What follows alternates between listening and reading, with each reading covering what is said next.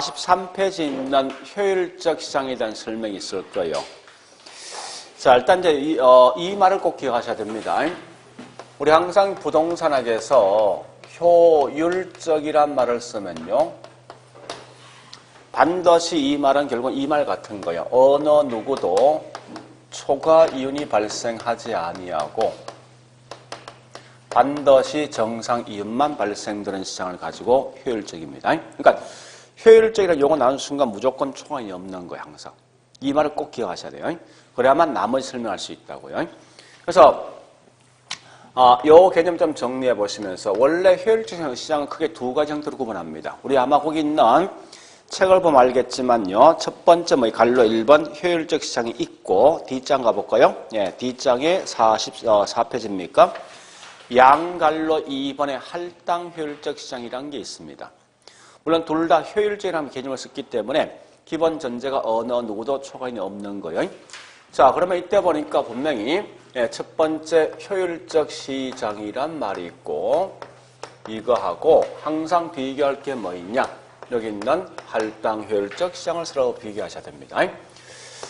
자, 비교하는데 주로 시험 나올 게 뭐 있습니까? 효율적 시장에서 훨씬 더 많은 시험이 나오게 돼 있어요. 그럼 이 두 개는 결국 뭐 있습니까? 공통된 말이 효율적이라는 말이 존재하니까 어느 누구도 초과인이 없는 시장이면서 각 개인이 노력했던 대가인 정상 이윤만 발생되는 시장이라는 먼저 아셔야 돼요.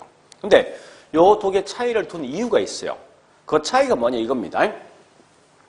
사람들에게 제공되는 정보란지 이런 기회가 제공되어지는데 중요한 것은 앞에 있는 효율적은 모든 사람에게 동일한 기회, 동일한 정보가 주어지는 거예요. 기본 전제가. 근데 뒤에 있는 할당 효율적 시장들은 사람마다 다른 기회, 다른 정보가 주어진다 하더라도 때에 따라 초과인이 발생하지 않는다는 그런 의미가 있습니다. 그래서 뒤에 내용이 훨씬 어려운데 어쨌든 앞에 있는 이 내용을 먼저 정리하셔야 돼요. 자, 그래서 일단 거기 설명된 건 자, 효율적 시장 가보겠습니다. 예, 첫 번째 우리 동그라미 1번 개념 있죠, 그죠? 자, 개념에 동그라미 1번 가보겠습니다. 시장에 대한 효율성 그냥 가볍게 넘어가세요. 이래서 놨죠, 예, 시장 효율성은 부동산 시장의 새로운 정보가 얼마나 지체 없이 가치에 반영하는가에 대해서 말한 게 곧 이게 시장 효율성이고 동그라미 2번이 중요하죠. 효율적 시장은 새로운 정보가 지체 없이 적극적으로 가치에 반영되는 시장을 가지고 효율적 시장이라는 말을 쓴답니다. 그러면 이 말 아닙니까? 얘는 개념이 이거죠? 어떤 정보가 이 가격에, 가치에 뭐 있습니까? 적극적으로 반영되어진다는 거예요. 그건 좀 이따 설명했지만 반영되지만 절대 뭐 있습니까? 어느 누구도 초과인이 발생하지 않는다는 거예요. 이런 게 뭐냐 다른 말로 효율적 시장을 말 쓴답니다. 즉 무슨 말이냐 이런 거 쉽게 말하면 자 현재 여기 있는 땅이 있어요. 땅이 현재 농지로 쓰고 있습니다. 이때 시장에서 매매되고 있는 땅값이 평당 10만 원 정도 매매가 되고 있습니다. 그런데 국가에서 말하는 거면 야, 이 땅 3년 후에 상업으로 용도가 변경되어진다라고 지금 발표했어요. 하자마자 땅값은요? 그냥 그대로 10만 원 됩니까? 올라갑니까? 올라가죠. 그래서 현재 이 땅이 보니까 시장에서 13만 원 정도 이렇게 매매가 된다는 거예요. 그러면 이 말 아닙니까? 이런 새로운 정보가 공표된 즉시 바로 시장 가치에 반영하다 보니까 이제는 전부 다 이 돈에 따라 매매한 결과 어느 누구도 손해나 이익이 없는 게 뭐냐고 이게 다른 말로 효율적입니다. 그러니까 그래서 이 말이죠. 정보가 시장 가치에 바로바로 반영되는 시장이 가지고 다른 말로 효율적 시장이라고. 그러면 이때 이 정보가 중요한데 정보가 어느 정보까지 이용할 것인가 하는 게 중요하다고요. 그래서 자 우리 정보란 거 크게 세 개 있습니다. 과거에 있는 정보도 있고 또 뭐 있습니까? 현재 주어진 정보도 있을 것이고 또 미래, 지금은 알지 못하지만 3년 후에 어떤 정보 등도 파악할 수 있습니다. 그래서 이 정보에 대한 양에, 분석에 대한 양에 따라서 여기 있는 시장에 대한 종류가 달라져요. 따라서 일단 거기 있는 책을 보니까요. 갈로 2번 효율적 시장에 대한 유형이 3개 있죠. 그죠? 약성, 효율적 시장, 중강성, 효율적 시장, 강성이 있는데 끝에 효율적이 나왔으니까 가장 중요한 말은 초과임이 없는 거예요. 그걸 먼저 아시라고요. 그러면 그 약성과 중강성, 강성 차이가 뭐냐는 건데 이런 거예요. 자, 다시 보겠습니다. 이 분석에 대한 내용이 중요한데요. 이 과거에 있는 자료만 분석한다. 즉, 이 말은 우리가 알고 있는 과거 자료, 같은 말이 뭐냐? 역사적 자료입니다. 요것까지 분석함에 따라서 어느 누구도 초과인이 없는 게 요게 뭐냐? 효율적인데. 그러니까 기본 전제는 전부 다 뭐 있습니까? 동일한 정보, 동일한 기회가 주어지는 거예요. 이 말은 모든 사람들이 전부 다 과거에 있는 자료만 분석한 결과 어느 누구도 초과인이 발생할 수가 없다고. 여기 A의 효율적 시장인데 이때 가장 약한 정보에 따라서 초과인이 발생하지 않는다 해서 그게 다른 말로 약성 효율적 시장입니다. 자, 그런데 얘보다 좀 더 강한 정보가 있어요. 무슨 말인가면 현재 공표된 사실. 공표된 사실이 있습니다. 요것까지 모두가 분석해줌에 따라서 어느 누구도 초과인이 발생하지 않는 게 결국 이건 효율적 시장인데 얘보다 좀 더 강한 정보를 분석했다 해서 요걸 다른 말로 중강성 효율적 시장이다라고 쓴답니다. 그 다음에 지금은 알지 못하지만 이틀 뒤에 또는 3일 후에 또는 5년 후에 알 수 있는 정보. 지금 공표된 사실 아니에요. 이 사실까지 모두가 알고 있는 거예요. 공표되지 않는 사실까지 분석한다. 이런 걸 뭐라냐? 다른 말로 완전한 정보, 즉 모든 정보를 다 분석한다 이 말 뜻입니다. 그래서 모든 정보를 전 뭐 있습니까? 분석함에 따라서 어느 누구도 초과인이 발생하지 않는 게 이게 가장 강한 정보에 따라 결국은 초과인이 발생하지 않는 거예요. 이런 걸 표현할 때 뭐라 합니까? 강성 효율적 시장을 용어 쓴다고요. 자, 조심할 건 이거 아셔야 돼. 지금 하고 있는 것은요. 얘는 있죠. 여기 있는 요 내용은 자, 즉 약성이라는 것은 전부 다 뭐 있습니까? 전부 다 이것만 분석해야 돼. 만약에 있죠. 어떤 사람이 이 정보 분석, 어떤 사람이 이 정보 분석하죠. 정보 차이가 있지. 분명히 일단 초과인이 발생한단 말이에요. 그러니까 이 말은 뭔가 다른 정보 가지고 이용할 땐 여기 설명하겠다는 뒤에서. 지금 앞에 있는 얘는 철저하게 뭐 있습니까? 똑같은 기에 똑같은 정보가 주어지는 거예요. 즉 무슨 말이냐 이런 거예요. 쉽게 말하면 자, 이 개념을 좀 아셔야 돼요. 현재 교도소가 보니까 대전교도소, 원주교도소, 그다음 뭐 있습니까? 서울교도소가 있어요. 각각에 있는 교도소마다 재수가 10명씩 있어요. 이렇게 10명씩 있다 그렇게. 물론 이 말은 교도소를 말 뜻은 벌써 뭐 있습니까? 외부 정보 다 차단돼 있는 거예요. 자, 그런데 이 대전교도소에 있는 재수 10명한테 전부 다 뭘 준가 하면 삼성전자 있지. 삼성전자에 있는 과거의 주가. 자, 과거의 주가 변동 있죠. 요것만 딱 주어지는 거예요. 요 정보만. 그래서 과거에 있는 주식 변동이 있는 요 자료만 딱 주어지면 결국 여기 10명은 똑같은 정보 갖고 있는 거 아니에요. 그래서 여기 있는 10명끼리만 뭐 있으면 이 주식을 매매하면 절대 어느 누구도 더 많은 이익 발생하냐고. 안 할 거 아니에요. 그죠? 이런 게 뭐냐? 결국은 동일한 정보를 주는 거예요, 이게. 이때는 절대 어느 누구도 초과임이 발생할 수 없습니다. 다만 이건 과거에 있는 가장 약한 정보를 주어지면 따라 초과임이 발생하지 않는 거니까 곧 이건 약성이 약성. 그 다음에 여기 있는 원주교도소는 삼성전자에 있는 과거에 있는 주가 변동에다가 오늘 아침 보니까 어떤 기업과 합병한다는 이런 공표된 사실 딱 주는 거야. 10명에게만. 그래서 이 10명에게 뭐 있습니까? 에게만 서로 주식을 매매한다면 결국은 동일한 정보를 가지고 있는 결과 어느 누구도 초과임이 발생하지 않는다고. 그래서 다만 얘는 얘보다 좀 더 강한 정보 준 거지. 이런 걸 중강성에 쓴다고. 그 다음에 밑에 있는 서울교도소는 뭐 있습니까? 여기 있는 재수 10명한테는 여기 있는 과거 정보, 현재 공표된 정보, 또 공표되지 않는 정보는 며칠 후에 공표할 거예요. 이런 보통 기업의 내부자 거래거든요. 그래서 기업에 있는 내부 거래까지 이걸 정보를 주어지는 거예요. 그럼 여기 있는 10명은 똑같은 이 정보 가지고 분석한 결과 어느 누구도 초과인이 발생할 수 없다고. 이런 걸 뭐라냐? 얘보다 좀 더 강한 거지. 그래서 강성 효율적 시장입니다. 그러니까 결론이 뭐냐? 어쨌든 약성이든 중강성이든 강성이든 절대 초과인이 발생한다 이 말씀은 안 된다는 거예요. 항상 효율적인 용어 쓰는 순간 절대간 초과인이 없는 거예요. 다만 거기 있는 정보에 대한 양에 따라서 이런 제목이 좀 달라질 뿐이지. 그러면 현재 효율적 시장은 분명히 나라마다 차이 있습니다. 있지만 적어도 한국에서는 주식시장과 부동산 시장은 중강성까지 와 있습니다. 그죠? 자, 이게 무슨 시장이죠? 이 땅이 농지인데 국가가 발표했어. 야, 이 땅 3년 후에 상업으로 용도가 변경되어진다라고 지금 공표했습니다. 하자마자 땅값 올라갔잖아. 그죠? 그러니까 공표된 사실이 벌써 가치에 반영된 거 아니야. 따라서 이거 뭐야? 중강성이잖아. 그죠? 또 어떤 기업이 뭐 있습니까? 다른 기업과 합병한다라고 공시하지. 하자면 주가 변동이 있죠. 그러니까 공표된 사실이 바로 뭐 있습니까? 예, 주가의 변동이 있으니까 한국은 현재 주식과 부동산 시장은 중강성까지 와 있습니다. 자, 일단 이 내용을 공부하실 때 어떻게 하시는가 하면요. 다른 거 없습니다. 키워드를 찾아가셔야 돼. 그러니까 무슨 말인가 하면 이거요. 요 말 딱 나오지. 나오는 순간 무슨 시작? 약성.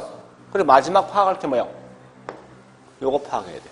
초과인이 있냐 없냐 파악해야 된다고.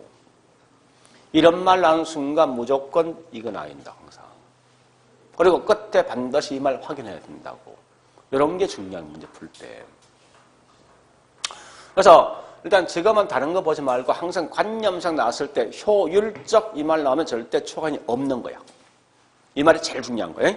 그리고 정보량이 뭐냐에 따라서 그 종류가 달라진다. 이런 거 마시라고요. 그 다음에 아까 제가 다시 우리 책 보는데 어디 보는가 하면 43페이지에 그 개념의 동그라미 1번 다시 읽어볼게. 동그라미 1번. 부동산 시장의 새로운 정보가 얼마나 지체 없이 가치에 반영하는가 하는 것을 시장 효율성인데 그 말이 뭐 이거 아닙니까? 네, 어떤 정보, 과거 정보 들어왔으면 무슨 시장? 그 다음에 공표된 게 들어왔으면 시장. 그러니까 이런 걸 가지고 말하는 다른 말로 시장의 효율성을 말쓴다고. 그죠? 효율성. 인데 이때 뭐 있습니까? 어떤 정보가 지체 없이 시장 가치에 반영되는 걸 통칭해서 뭐랍니까? 효율적 시장을 용어 쓴다는 말 뜻이. 됐죠? 자, 여기까지 봤으면 예, 문제 한번 풀어볼게요. 이렇게 과거에 시험 나왔거든요. 자, 문제 보니까요. 거기 있는 7번과 예, 8번, 9번, 7, 8, 9 요 세 개네. 자, 7번 가보겠습니다. 내용 보니까 새로운 정보가 얼마나 지체 없이 가치에 반영하는가 하는 것을 가지고 시장 효율성인데 이때 정보가 지체 없이 가치에 반영되는 시장을 뭐라 합니까? 효율적 시장이죠. 자, 그 다음에 8번 가볼까? 자, 8번 키워드 갑니다. 강성, 모든 정보, 그 다음에 초과인 얻을 수 없다. 이게 세 키워드예요. 그러니까 내용을 다 보면 그냥 무조건 따라가셔야 되는. 자, 모든 정보 강성 맞지? 그 다음에 초과인이 없어야 되지? 그죠? 자, 그 다음에 9번 갑니다. 9번 중강성, 공표되는. 그 다음에 쭉 가서면 초과인이 없기 쉽다 하나 있습니다. 공표된 건 중강성이지. 이건 맞는데 절대 뭐 있습니까? 초과인은 얻을 수 없다. 그러니까 그런 세 개만 항상 하시면 돼. 문제 풀 때. 이게 문제 푸는 요령입니다. 자, 그 다음에 예, 여기 있는 할당 효율적 시장, 할당 효율성인데 44페이지입니다. 여러분들은 할당이란 말은 우리말로 번역한 이 말입니다. 분배된다, 배분된다 이거지. 그죠? 배분된다, 분배된다. 어떨 때? 효율적이 뭐지? 효율적 같은 말. 효율적 같은 말. 요거. 이 같은 말이야. 그러니까 어느 누구도 이 뭐 있으면 초과인이 발생하지 않을 때 자금, 즉 자금 또는 자원이 골고루 배분된다는 거예요. 그래서 우리 한번 거기 있는 책을 보니까 뭐 있습니까? 44페이지. 갈로 1번에 동그라미 1번 갑니다. 할당 효율적 시장에 대한 개념이 있는데 기억이 그 말이죠. 자원이 효율적으로 배분된 시장을 뭐라냐? 할당 효율적 시장에서 나왔다고. 자, 요 개념만 지금 제가 개념만 설명할 거예요. 지금은 두 개요. 즉 첫 번째 자원이 효율적으로 배분된 시장을 뭐라냐? 고되게 다른 말로 할당 효율적이다라고 쓰는 거예요. 즉 무슨 말이냐? 이런 겁니다. 보세요. 현재 내가 은행에 저축할 거예요. 그래서 A 은행과 B 은행 찾아갔어. 야, 너 얼마 정도 이자 줄래? 즉 저축할 때 수익을 줄래 물어보니까 얘는 3% 준대. 얘는 4% 준대. 여러분 같으면 어디에다가 저축하겠습니까? B은행이지. 이걸 다 알고 있으면 전부 다 자금은 전부 다 B은행에 집중되겠네? 그죠? 이건 자금이 골고루 배분된 거예요? 한쪽에 치우친 거예요? 이건 할당된 게 아니라고. 왜 그러냐? 결국은 여기 있는 A은행보다 B은행이 이것만큼 뭐 있습니까? 초과이익이 발생이 그렇다고. 그래서 다시 한 번 더 가보니까 여기 있는 A은행과 B은행이 어느 정도 이자 주는 거 보니까 4%씩 준대. 똑같이. 이제는 어디 저축할 겁니까? 어디 할 거요? 뭐 내 마음이지, 그지? 그래서 결국 이 말은 자금이 골고루 뭐합니까? 한쪽에 치우치면서 골고루 배분되는 거지. 이런 걸 가지고 뭐라 하냐? 다른 말로 할당되었다라고 쓰는 거예요. 할당되어서 반드시 뭐 있습니까? 어느 누구도 초과이 발생합니까? 그죠? 이런 개념 아시라고요. 그래서 반드시 할당 효율적성은 이런 거 뭐요? 자금이 한쪽에 치우친 거지. 이걸 보통 뭐라 표현하는 거면요? 할당 효율적이지 못한 시장이라 쓴다고 쓸 때. 의미 파악이. 자, 그 다음 두 번째. 자, 두 번째 책 다시 볼게요. 거기 있는, 디귿. 비록 정보 비용이 수반된 되는 시장일지라도 정보 비용과 이 정보 가치, 즉, 초과인이 같을 때 뭐 있어? 같은 시장을 말한다 써놨습니다. 자, 그 말이 뭐냐? 두 번째 말입니다. 정보 비용과 그 다음에 초과 이윤이 같은 정보 가치니까 동일한 시장이 뭐냐? 할당 효율 시장이에요. 자, 설명드릴게. 잘 보세요. 이 말이 이 말. 자, 현재 이 땅이 농지인데 현재 시장에서 매매되고 있는 땅값은 1억에 매매되고 있어요. 그런데 이 땅이 만약에 3년 후에 상업으로 용도가 변경되어진다면 현재 적당하게 매매될 수 있는 가격은 1억 5천에 매매가 되어진대요. 문제는 이렇게 변경되는 걸 아무도 모르는 거야. 아무도 모르면 땅값 얼마? 1억이지. 근데 딱 한 명의 투기꾼 알고 있어. 이렇게 변경되는 걸 딱 한 명의 투기꾼만 알고 있더라. 자, 그러면요. 요 투기꾼은 분명히 뭐 있습니까? 이 땅 사겠지. 얼마 주고. 실제 얼마 가치 있어. 여기 있는 요거 차이만큼 뭐가 발생합니까? 초과이익이 발생한 거죠. 얼마 정도? 5천. 그죠? 그런데, 자, 참고로, 요 시장은 완전 경쟁시장, 불완전 경쟁시장? 불완전이지. 그죠? 정보를 다 알고 있는 게 아니니까, 그죠? 그래서, 이때 요 투기꾼이 이렇게 변경되는 걸 알기 위해서 공무원들한테 뇌물 주는 비용이 있어. 그래서, 뇌물 준다, 이게 정보를 파악하는 정보 비용입니다. 요 정보 비용 보니까 5천만 원 들어갔대, 만약에. 그러면, 이 투기꾼은 초과이익 발생했습니까? 안 했죠, 그죠? 얘는 초과이익 발생하지 않는 결과 뭐 있습니까? 이 돈 주고 이 땅을 살 수도 있고 사지 않을 수도 있어요. 왜? 정상 이익만 발생했기 때문에. 우리 이런 걸 말하냐 다른 말로 이걸 가지고 할당 효율적 시장이다라고 쓰는 거예요. 왜? 어느 누구도 초과이익이 발생하지 않는 결과 이 친구는 이 땅에다가 자금을 투자할 수 있고 다른 데 할 수 있으니까 자금이 골고루 배분된단 말이에요, 이게. 그런데 문제는 뭐냐 이런 경우 있다, 그죠? 무슨 말인가 하면은 아니 여기 있는 이 투기꾼이 무조건 5천만 들어가냐? 그건 아닐 거 아니에요. 때에 따라 1,000만 원 들어갈 수도 있지. 정보 비용이. 그렇지 않습니까?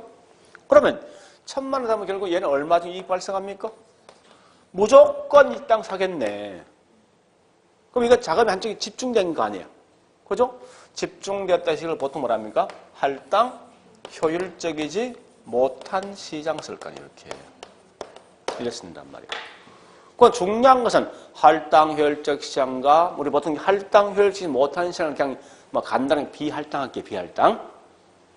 그러면 할당 효율적 시장과 비할당은 차이가 무슨 차이 때문에? 무슨 차이야? 이것 차이지. 그죠? 분명히 얘는 뭐 있으면 정보가 다 다르잖아. 비록 제공되어지는 정보가 달라진다 하더라도 때에 따라 뭐 있습니까? 초과인이 발생하지 않을 수도 있다는 거예요. 그래서 제가 자꾸 구분하는 게 뭔가 하면은 요 둘을 철저히 구분하는 목적이 이거예요.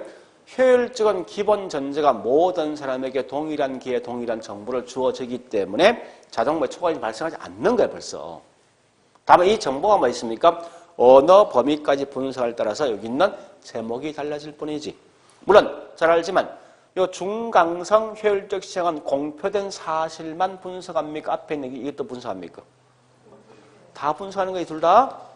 그죠? 강성은 반드시 이 모든 걸 다 분석한단 말이에요. 그죠? 그래서 지금 제일 중요한 다른 거 없어. 그러니까 이런 말보다 더 중요한 건 지금 기초니까 효율적은 절대 초과인이 없는 거야. 이 말을 반드시 명심하라고. 초과인이 발생하는 순간 이건 효율적이 아니야. 기본 전제가. 그걸 먼저 아시고 두 번째 조금 더 한다면 언어 정보에 따라서 요 제목이 달라진다 이거 마시면 돼요. 그리고 뒤에 있는 할당이란 말은 할당 빼고는 똑같은 거 아닙니까? 효율적 시장 거죠? 할당은 골고루 배분되는 거야. 골고루 배분되는 가장 기본이 뭐 있습니까? 어느 누구도 초과인이 발생하지 않을 때라고 생각하시면 돼요, 여러분들이. 자, 지금은 요거까지만 기억하시라고. 그러니까 가장 제 중심이 이거예요. 효율적 초과인이 없는 것. 요걸 먼저 생각하라고. 그 다음에 정보 양에 따라서 약성, 중강성, 강성이라는 제목이 있을 수 있다는 것까지만 아시면 돼요. 요까지요. 자, 나머지는 그냥 쭉 넘어갑니다. 넘어가서 그 다음에 47페이지로 갈 거예요. 자, 47페이지는 주로 뭘 묻는 거냐? 요거 묻는 겁니다. 여과 과정, 필터링,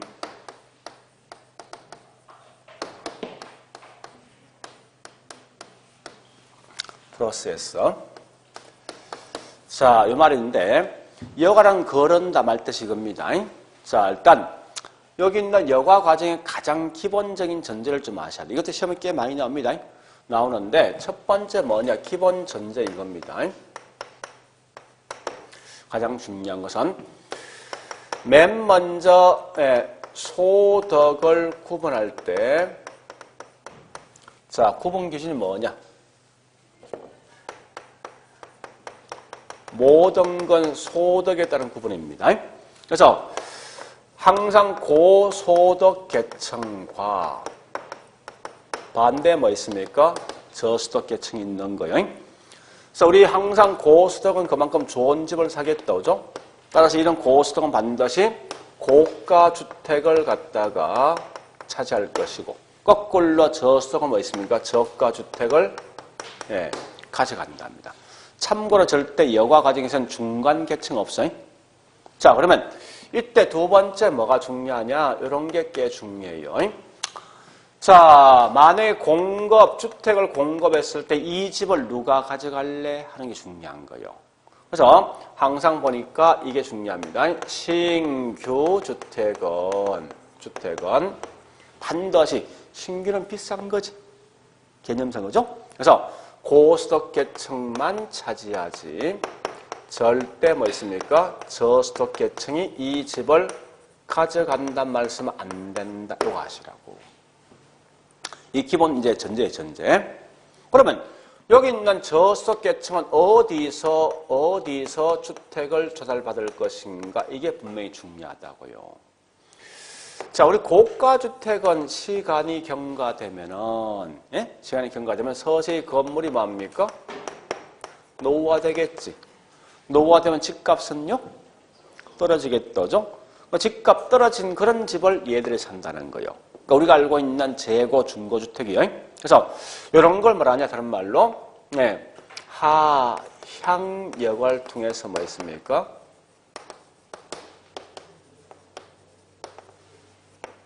공급을 갖다가 조달받습니다. 자, 이제 이게 기본 마인드예요. 그래서 요 개념은 우리 자주 시험 나는 지문입니다. 이거는. 그러면 두 번째 보니까 여과에 대한 종류가 두 개 있네. 자, 무슨 여가? 반대말? 그죠? 그럼 결국은 여가 종류는 상향여과란 말과 반대 하향여과란 말 두 개 있겠네. 그죠? 상향과 하향 어떤 차이 있냐 묻는 건데, 자, 보는 시각이 세 개요. 요 세 개를 반드시 전부 다 기억하셔야 돼. 반드시. 자, 첫 번째 이거 할 거예요. 요거는 보는 식 첫 번째 이겁니다. 얘는 뭔가 하면 이 집을 마지막에 누가 가져갈래 묻는 거예요, 문제가. 자, 가보죠. 상향여가 보세요. 원래 이 집은 소득이 낮은 분이 갖고 있는 집이야. 굉장히 노후화됐겠지. 그죠? 노후화되면 이 집은 조만간 재개발 되겠네? 그죠? 그래서 재개발 등이 될 걸 이 가정에서 여기 있는 소득이 높은 분이 가져가는데 이게 상향여가야. 두 번째 보니까 하향여가는 아까 했던 거예요. 원래 이 집은 소득이 높은 분이 갖고 있는 집인데 점점점 시간이 경과되니까 건물이 노후화되겠지. 집값 떨어지죠. 집값 떨어지면 결국 뭐 있습니까? 소득이 낮은 분이 이 집을 가져가는데 이런 게 하향여가. 대충 개념 파악될 것 같아? 그래서 딱 간단하면 마지막에 어느 놈이 가져갈래? 이게 중요한 거예요. 그러니까 소득이 높은 분이 가져간다, 상향. 낮은 분이 가져간다, 하향을 보시라고. 자, 두 번째, 요거 묻는 거예요. 이 집을 하자 보수할래 말래 이게 중요한데, 일단, 요렇게 한번 해볼게. 잠시만. 현재 보니까요, 이 지역은 동네가 굉장히, 자, 요걸 밑에 적을까? 여기다가. 자, 요렇게 보니까요, 이 동네는 굉장히 잘 살고 있는 고급 주거지야, 고급. 이거 바로 쓰자고. 고급 주거지가 있고, 이 동네는 못 사는 저급 주거지가 있어요. 자, 여기 보니까 집이 여러 개가 있어요. 여러 개가 있는데, 여기 있는 요 집을 팔 거예요, 팔 거. 이 지역도 저급 주거지 있는 지역에 여러 개 어떤 집이 있는데, 요 집을 좀 팔 거라고, 이렇게. 그래서 그냥 팔면, 얘는 고가니까 9억 한다 하자고요. 그 다음에 얘는 뭐 있습니까? 3억 정도 한다 하자고. 근데, 집이 약간 하자가 분명 있기 마련이에요, 사실은요. 그래서, 요걸 수선한다면, 수선비가 얼마 들어갈 것인지 따져보니까요. 자기 집값 10% 정도 들어간다 하자고 했을 때 얘는 9천 들어간대. 얘는 3천 들어간대. 그러면 이걸 하자 보수 후에 가년 집값이 어느 정도 뛸 걸 고민해보는 거예요. 해보니까 얘는 하자 보수에 판다면 과연 9억 9천 이상 받을 수 있을 것인가 하는 문제가. 주변 지역이 고급이에요, 저급이에요? 고급이지? 나한테 유리한 영향 줍니까? 불리한 영향 줍니까? 유리한 영향 주다 보니까 얘가 10억 5천 이렇게 팔 수 있다는 거예요. 만약에. 그러면 이 지역은 수선비는 얼마 들어갔습니까? 들어갔지만 하자 보수의 집값이 올라 가치 정분이에요. 1억 5천 뛴 거지. 그죠? 그럼 얘는 하자 보수하겠습니까? 하겠지. 건물은 점점 좋아지겠네? 상향녀가. 근데 얘는 보니까 하자 보수에 처분한다면 주변적이 뭐 있어? 저급이란 나한테 불리한 영향을 주다 보니까 이게 3억 3천 이상 올라가지 않고 거꾸로 3억 2천 이렇게 되어진답니다. 만약에. 그러면 이때 보니까 수선비는 뭐 있습니까?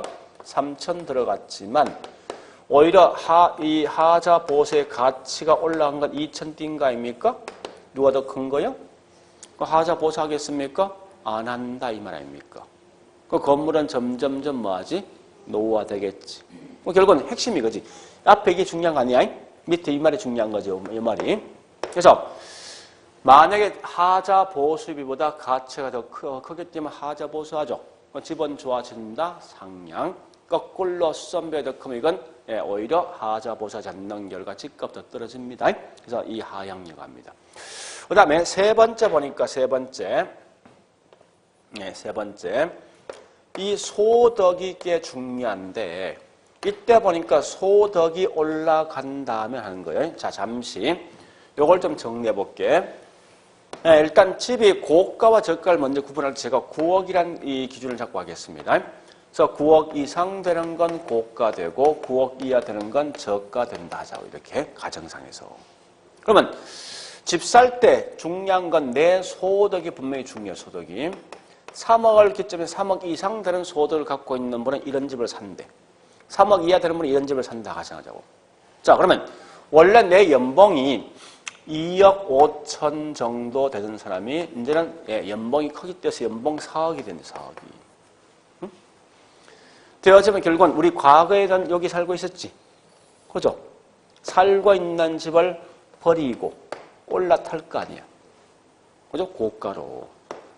그러면 이 말은 뭐 있습니까? 내 신분이 성격된 거 아니에요, 이게. 이게 상향이란 말이에요. 그럼 상향력에 조심할 건 소득이 올라갔다 해서 무조건 이걸 끝내지 말고 이 뒷말 따라가셔야 돼. 그러면 내 소득이 올라가면 저가에 대한 수요는 많아지는 거요, 적어지는 거요? 저가 수요. 아, 나 빠져나갔잖아, 지금. 나갔지? 나오면 저가 수요는 줄 거 아니에요, 빠져나갔으니까. 그죠? 저가 수요는 뭐 있습니까? 감소하고. 나 이제 고가 집 살 거지. 그죠? 고가 수요는 뭡니까? 올라간다는 거예요. 이럴 때 뭐냐? 곧 이게 상향이에요. 보는 시각 딱 세 개네. 머리 아프게 생각하지만 딱 세 개. 첫 번째, 이 집을 어느 놈이 가져갈래? 사람이야. 두 번째, 이 집 자체를 하자 보수할 말래. 세 번째, 내 자신의 어떤 소득에 달라진다는 거예요. 그 세 개를 구분하시라고. 다 이거 세 개 다 시험 나오거든요. 무조건 나오게 돼 있어. 그래서 그렇게 어려운 지문은 분명히 아닌 것 같아. 충분히 할 수 있는 그런 지문이니까 적어도 요 내용 정도까지 보시는데, 자, 그래 보시고, 그 다음에 세 번째 보니까 이제 이게 중요한 거예요. 주거 분리에 따른 여과 과정은 좀 기억하셔야 되는 말이. 주거 분리에 따른 여과 과정. 그래서 주거 분리에 따른 여과 과정이 뭐냐 이런 겁니다. 자, 첫 번째 주거 분리란 게 뭐냐. 요걸 먼저 하셔야 돼. 반드시 주거 분리는 이겁니다. 고급 주거지하고 고급 주거지와 저급 주거지 분리입니다. 요걸 먼저 하시라고요. 절대 지금 쓰고 있는 주거 분리라는 것은 주거지역과 상업적이 분리되는 건 아니라고. 그래서 이런 거 항상 요거 이 여과 과정 딱 나오면요, 여러분들은 이 그림을 반드시 그리셔야 돼요. 무조건. 그래서 요 중간이 경계 지역입니다. 그래서 여기 있는 이 지역은 잘 살고 있는 고급 주거지고 이 동네는 못 살고 있는 저급 주거지로 분리된다는 거예요. 마치 강남과 또 다른 옆에 어떤 다른 지역이 있어요. 근데 중요한 건 이 주거 분리가 발생될 수 있는 발생 지역은요, 옆에 붙어 있는 인근 지역에서 발생할 수 있지만 나중에 할 거예요. 다시 도시 전체에서도 발생할 수 있습니다. 이런 현상이. 자, 그러면 여기서 이제 중요한 걸 제가 세 개 할 거예요. 잘 보세요. 예, 우리 사람들은 물어보자고 좀 표현이 이상한데 서울로 따져본다면 강남과 인근에 있는 구로지역 이렇게 해보자고. 하여튼 사람들은 주로 강남 살길 바랍니까? 구로지역 살길 바랍니까? 좀 표현이 좀 이상한데 하여튼 그죠? 이쪽 가길 바라겠지. 왜 그렇습니까? 응? 그러니까 다 좋은 거지. 그죠?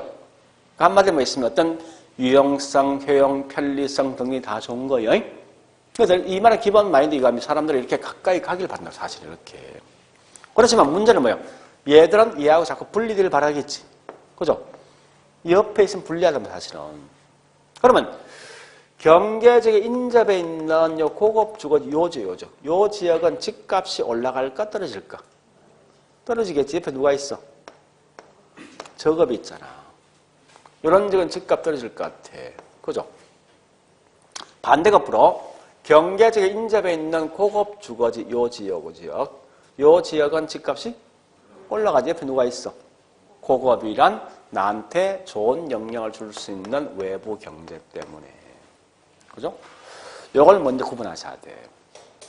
자, 두 번째. 그러면 요 지역의 집을 갖고 있는 분은 집을 계속 하자 보수하겠습니까? 안 할 것 같아, 그지? 건물이 점점 뭐하지? 노후화되지. 노후화되면 얘가 이렇게 넘어가겠네? 집을 살 수 있으니까 이제. 자, 중요한 건 이렇게 넘어간 요게 상향여가 하향여가 무슨 여가냐 이게 제일 중요한 거야. 무슨 여가? 자, 항상 볼 때 아까 뭐라 했습니까? 어떤 놈이 가져갈래 이게 중요한 거야. 마지막에.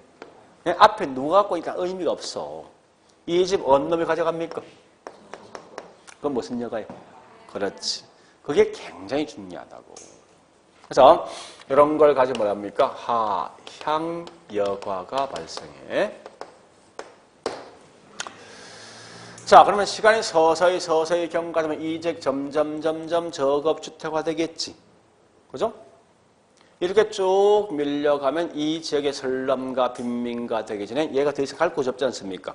이렇게 넘어와. 와서 이 지역을 재개발시켜버린다고, 이걸. 그러면 건물 좋아지는 거지. 얘가 넘어왔지. 여기 무슨 여가야? 그렇지. 상향여가 발생하는 거예요. 그래서 여러분들은 이러한 내용만 좀 정리하시면 돼. 물론 이 외에 설렘과 빈민가에 대한 설명이 지금은 넘어갑니다. 넘어가고 항상 기본 마인드는 뭐냐? 결국은 답은 여기서 답이 나오든지 여기서 답이 항상 나와. 요거 가지고 이런 거 장난치게 돼 있어요. 그래서 나오는 순간 이 나중에 실제 시험장 가서 이 그림을 다 그리는 거 아니야? 그림 그릴 때면 이것만 딱 그린다 이렇게. 이렇게 해놓고 뭐 있습니까? 고급, 저급 써놓고 그 다음에 문제 물어줄 때마다 따라만 가시면 이 문제 풀 수 있는 그런 문제예요. 자, 일단 오히려 지금은 여과 과정 물으면 이런 거보다 이게 더 중요한 거예요, 이게. 그래서 너무 구분할 때 크게 세 개 구분하시면 되겠죠, 그죠?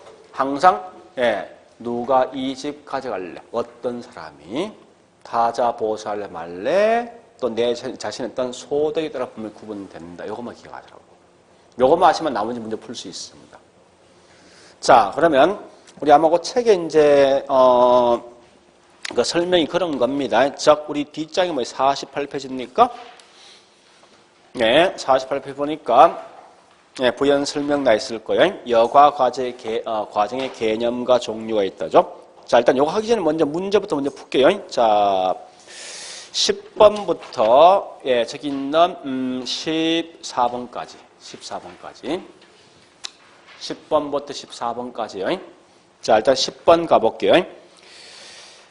주거 분리란 항상 나오면 이건 고급 주거지와 저급 주거 분리입니다.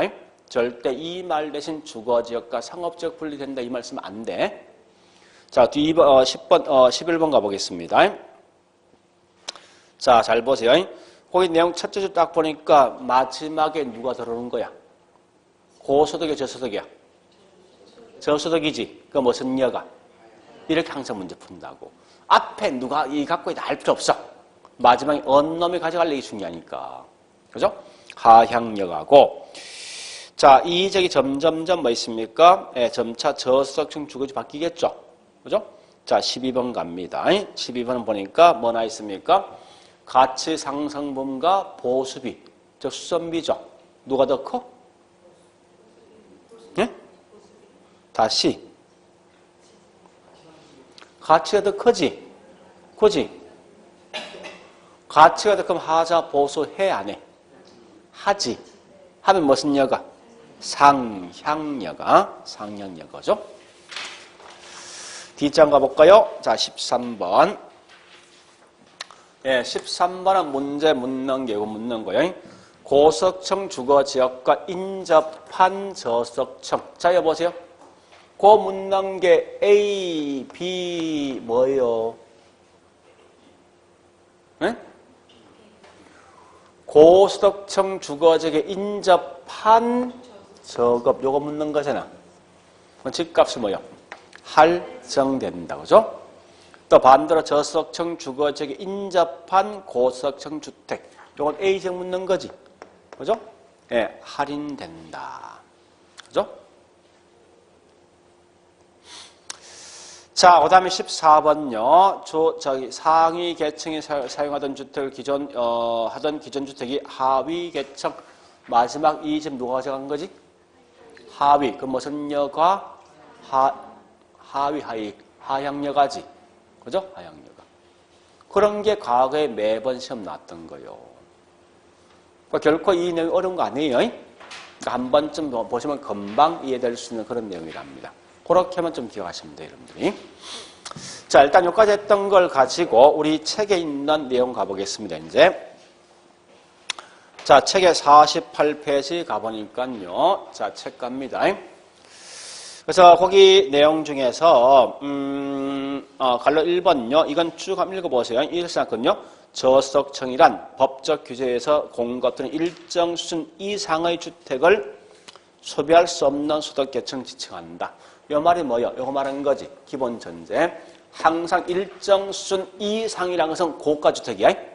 그래서 고가주택은 반드시 고소득계층만 차지한다. 이런 기본 전제를 깔고 한다는 거예요. 표현 자체가. 자, 그래 보시고 전제 조건에서 갈로 2번 갑니다. 갈로 2번은 중요한 건 동그라미 2번이 중요하죠. 1번 읽어보시면 알겠죠? 2번 보니까 뭐 설명된 게 저소득계층은 고소득계층 중에 집이 노후화되고 집값 떨어진 걸 가져간다는 거예요. 공급이. 이런 걸 하향력을 통해서 주택을 공급받는다. 절대 저소득계층은 신규 주택을 가지지 못합니다. 자, 그래서 이제 밑에 있는 갈로 3번, 실제 중요한 갈로 3번이 중요한 거지. 그죠? 여가 과정에 대한 종류 중에서 자, 우리 기억해보니 첫 번째 하향여가인데 자, 동그라미 1번에 기억 갑니다. 자, 끝에 누가 차지했지? 하위 계층이지. 자, 니은번 갑니다. 니은번은 수선비가 더 큽니까? 가치가 더 큽니까? 수선비 더 크죠? 그럴 때 하향여가다. 자, 그 다음에 동그라미 2번 갑니다. 상향여가는 기억은 이 집 누가 차지했습니까? 예, 상위 계층이죠. 그럼 상향이에요.